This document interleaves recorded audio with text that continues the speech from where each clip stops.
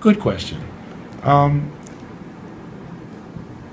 when getting ready for a show, at the moment a person decides to start to prepare, what they do is they now set in motion the wheels of a process. This process is a lot more involved than some of the ways we've heard it very easily oversimplified. Um, but without trying to make it more complex than it is, I will say that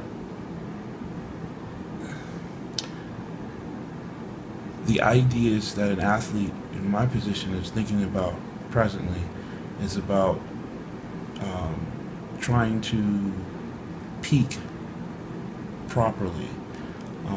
I'm fortunate enough to have, George Farrer, who's like an expert, a master at this game and this part of it. Not only demonstrated through his career personally, but then also working with a number of the athletes that he does throughout the year. So yeah, to answer the question is your training and your preparation is different the last week before the show because your body is going through a lot of changes and there's a host of of of scientific applications that are technically valid with their own merit and are being manipulated in an effort to bring an athlete at this level to his absolute best come game day.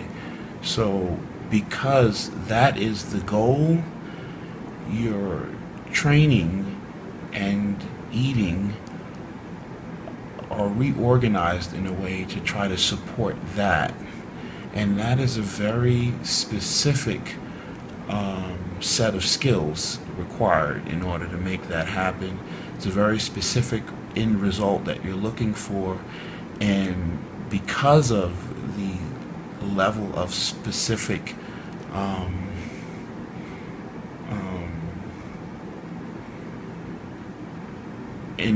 result, the the method or the approach of your efforts has to change, even your training. So the last week of your training, how was that different from any other time in your training? Well, because by that point you're at a very sensitive place in your development. Your body is just ready to go. You know, um, Scientifically, there's a lot of things that can be explained through numbers and measurements.